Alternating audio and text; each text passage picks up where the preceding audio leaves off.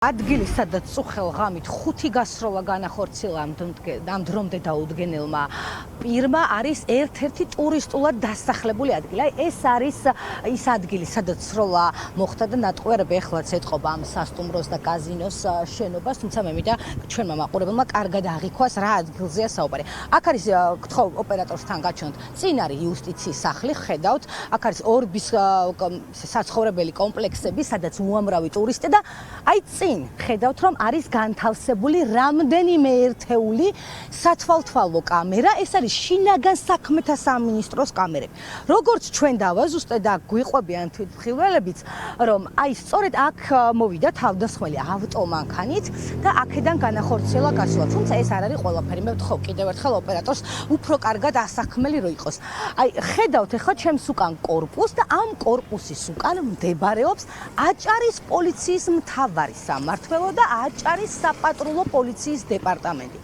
პოლიციის შენობიდან მთავარი სამმართველოს შენობიდან, რომელსაც ასევე ჯარი იცავს და იქ ჯარიც არის განლაგებული, დაახლოებით 80 მეტრში წუხელ გვიან ღამით გასროლა განხორციელდა. აქ მიმდებარე ტერიტორიაზე არის უამრავი სათვალთვალო კამერა, როგორც ქუჩაში, ასევე სასტუმროს და კაზინოს მიმდებარე ტერიტორიაში, თუმცა შემიძლია დაზუსტებით გითხრათ, რომ ამ დრომდე ამ საქმეზე დაკავებული არავინ არაა. ჩვენ მიმდებარე ტერიტორიაზე არაერთი სასტუმროა, როგორც გითხარით და მაყურებელმაც ნახა და ბუნებრივია ვიყავით ყველგან დავსვით შეკითხვები, ამოიღეს თუ არა კამერები, იყვნენ თუ არა პოლიციელები და ვინმე გადაიყვანეს თუ არა დაკითხვაზე, თუმცა როგორც ბაშარის სასტუმროს წარმომადგენლებს და სამსახურის წარმომადგენლებს, ასევე მიმდებარე ტერიტორიაზე მომუშავე ადამიანებს ამ თემაზე საუბარი არ სურდა, მხოლოდ იმას გვეუბნებიან, რომ პოლიციას სათვალთვალო კამერის ჩანაწერები მათთვის არ მოუთხოვია. ამ სასტუმროს მფლობას ესროლეს. ანუ არ შემიძლია მაგაზე განცხადების გაკეთება, ანუ მე არ შემიძლია პირადად, ანუ არ ვიცი რა. დაცვის სამსახურის წარმომადგენელი. კი ბატონო, მაგრამ არ შემიძლია. აქ ხშირად არის კრიმინალურ დაჯგუფებებს შორის, თურქებს შორის გარჩევა და პოლიცია არ ინტერესდება? ანუ მე საერთოდ არ ვარ ინფორმირებული მაგ საკითხთან დაკავშირებით, ანუ არ შემიძლია გასულ. არ შეიძლება. პოლიცია იყო ამ სასტუმროს და კაზინოს მფლობას ესროლეს. მიზანდით ხალბატონო დაბრუნდით უკან არ შეიძლებანია. ამ სასტუმროს მფლობელს კაზინოს მფლობას ესროლეს. უკვე მე რამდენი შემთხვევა კრიმინალური გარჩევების აქ ადგილი. არაფერი არ ყოფილა აქ არაზუსტად. როგორ არ ყოფილა რამდენიმე დღის წინაც იყო კიდე? არაფერი არ ყოფილა რა. აი გიორგი. არა. იყო პოლიცია და ამოიღო კამერის ჩანაწერები? არ ვიცი. არიცით? ეს დაკეტილია ინფორმაცია. და რას ნიშნავს დაკეტილია ქუჩაში? ბატონო? იმიტომ რატო კრიმინალური გარჩევა იყო თურქულ დაჯგუფებებს შორის? ეს ჩვენი სასტუმრო და მოვიდა პოლიცია, შეიგეთ ინფორმაცია, არ შეიგეთ ინფორმაცია ეს ამ სასტუმროს მფლობელს ესროლეს. არსებული ინფორმაცია. ჩვენი დასასრულს. არა, ვის ესროლეს აბა? ვის ესროლეს? აქ იყო სროლა და ხო აქ მიმდებარე ტერიტორიაზე იყო და პოლიციამ კამერების ჩანაწერები თუ მოგთხოვათ? არ მოსულა კამერების ჩანაწერების ამოსაღებად? გუშინ აქ სროლა რო იყო წუხელ ღამით. ამოიღეს კამერის ჩანაწერები სამართალდამცველებმა? სროლა რო იყო, არ გაქვთ აქ 5 გასროლა მოხდა? არა, გაქვთ ინფორმაცია? პოლიცია იყო მოსული?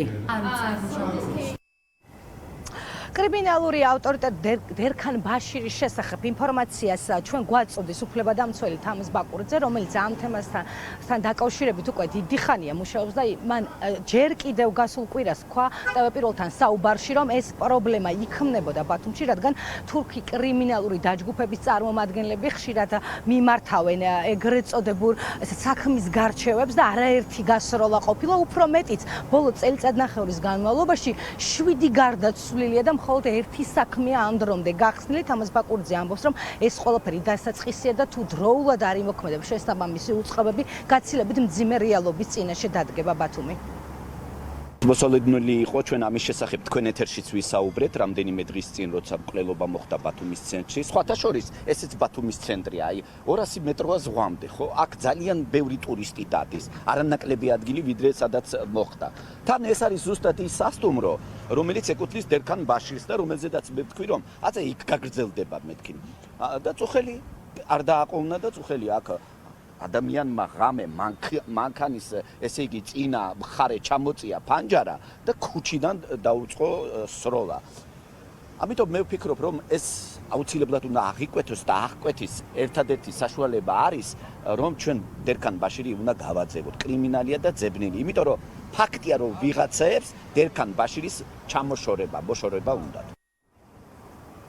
დერქან ბაშირი არსებული ინფორმაციით არის კრიმინალური ავტორიტეტი, როგორც სამას ბაკურიძე ამბობს, ის ოფიციალურად იძებნება უკვე რამდენიმე წელია თურქეთში, თუმცა საქართველოში და ბათუმში მას რამდენიმე ათეული ბიზნესი აქვს და ამ წლების განმავლობაში, როგორც გითხარით და ჩვენმა მაყურებელმაც იცის, არაერთი კრიმინალური გარჩევა მომხდარა, სროლები და მათ შორის მკვლელობები სამწუხაროდ ყოველდღიურობად იქცა უკვე ბათუმში 2 დღის წინ თურქეთის მოქალაქე ჩარცხრილეს და მაშინაც ინფორმაცია იმის შესახებ, რომ სწორედ ბაშირის და სხვა კრიმინალური დაჯგუფებებს შორის გარჩევის შედეგი იყო ეს ყველაფერი. ჩვენთვის ამ დრომდე უცნობია დაკითხა თუ არა სამართალდამცავება დერქან ბაშირი და სად იმყოფება ის ამ დროისთვის, თუმცა შემიძლია კიდევ ერთხელ დაზუსტებით გითხრა, რომ ამ დრომდე წუხანდელი სროლის საქმესთან დაკავშირებით პოლიციას არავინ დაუკავებია, იმ პოლიციას, რომელსაც მე კიდევ ერთხელ შევახედებ მაყურებელს, რომლის მთავარი სამმართველოც, როგორც საპატრულოს, ასე კრიმინალური პოლიციის, აი სწორედ აქედან დაახლოებით 80 მეტრში, აი ამ შენობის უკან იმყოფება,